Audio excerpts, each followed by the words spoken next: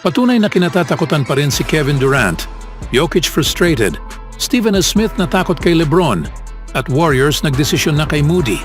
Ngunit bago ang lahat, kung gusto nyo ng matibay na basketball shoes, New Curry 11, mabibili lamang sa halagang $2,999. Click lamang ang link sa comment section or bisitahin lamang ang tefen.com for more high-quality shoes. Ngayong araw, nakapagtala si Kevin Durant ng 35 points kasama ang 8 puntos sa overtime at ang short-handed Phoenix Suns ay bumangon matapos ang pagkakabasag sa 22-point lead sa second half para talunin ang Denver Nuggets sa 117-107. Matapos makapuntos lamang ng 12 points sa ika-4 na quarter, nagawa ng Suns ang 15 points sa overtime. Pinangunahan ni Durant at Bradley Beal na may 5 puntos sa kanilang 16 points sa overtime. Nagtala si Grayson Allen ng 8 3-pointers at nakapagtapos ng 28 points para matulungan ang Suns na mapigilan ang kanilang dalawang sunod na pagkatalo.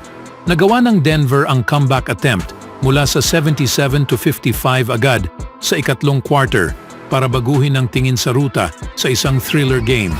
Nakapuntos si Kentavious Caldwell-Pope ng go-ahead 3-pointer na may 130 minutes ang natitira, sinundan ng basket ni Jamal Murray upang gawing 102-99.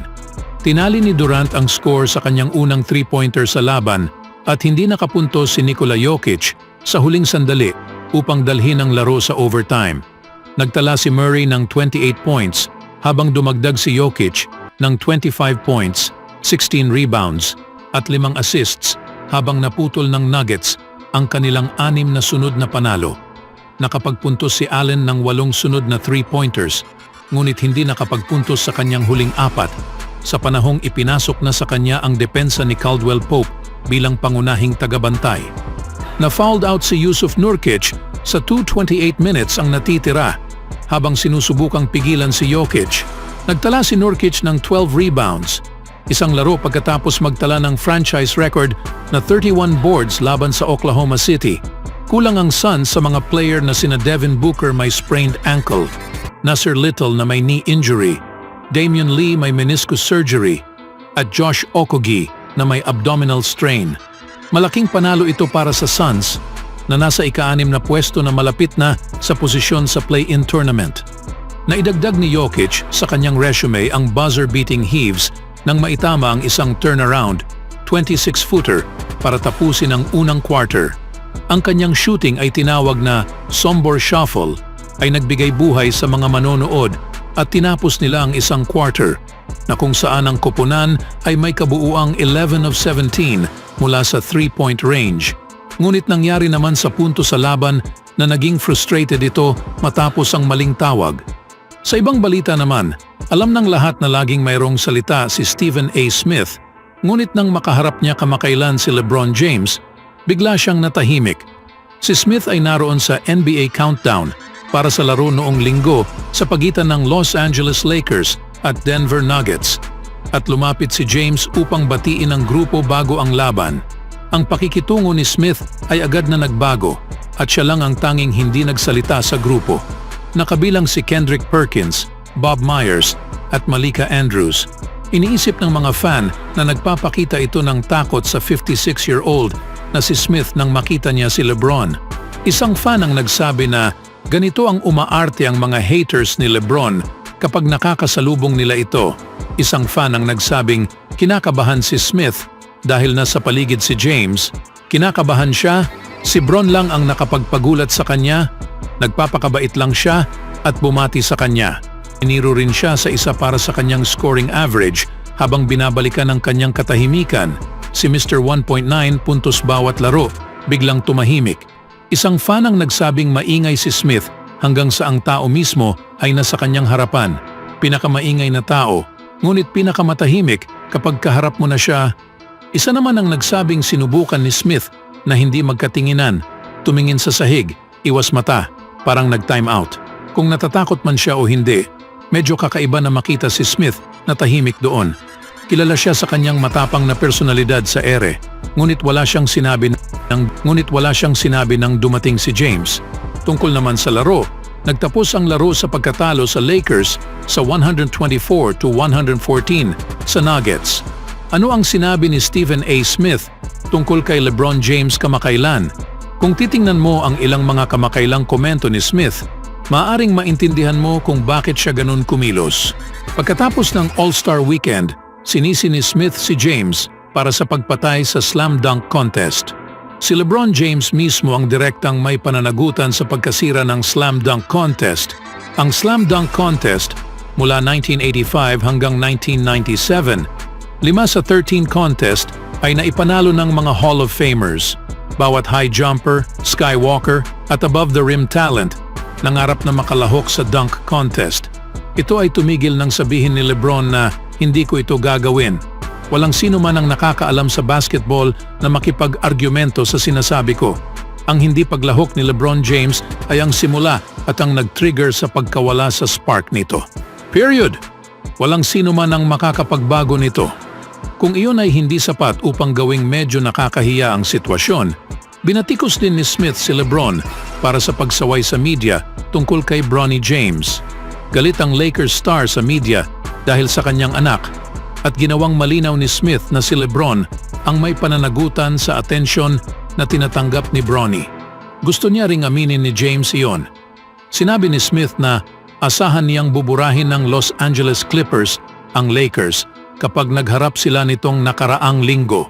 Ngunit, pinangunahan ni LeBron ang Lakers sa isang kahanga-hangang bounce back sa 21 points laban sa Clippers at naglabas ng paumanhin si Smith pagkatapos.